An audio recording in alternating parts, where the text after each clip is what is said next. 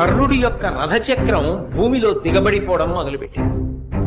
అవతల సరిగ్గా నిలబడడానికి లేదు. భార్గవాస్త్రమా జ్ఞాపకానికి రావట్లేదు. అర్జునుడా బాణ పరంపర కురిపించేస్తున్నాడు. రథమా కదలదు. ధనస్సా విరిచేశాడు.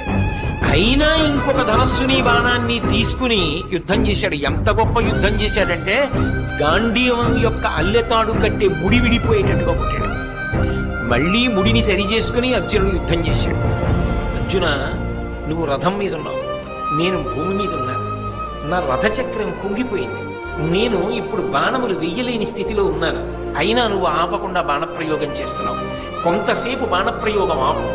నీకో గోవిందుడికో భయపడి నేను ఈ మాట చెప్పట్లేదు, ధర్మం చెప్పాలి కాబట్టి చెప్తున్నాను. అంటే కృష్ణ పరమాత్మ అన్నాడు, అబ్బా ఇప్పుడు ధర్మం జ్ఞాపకానికి వచ్చిందా?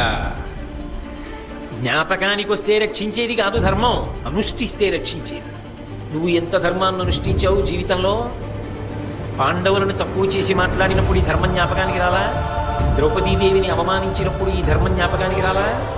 అదే పనిగా అర్జునుడిని చిన్నతనం చేసి మాట్లాడినప్పుడు ఈ ధర్మం జ్ఞాపకానికి రాలా? నువ్వు పాటించనిది ధర్మం. నీకు అక్కడికి రమ్మంటే ఎక్కడి నుంచి వస్తుంది?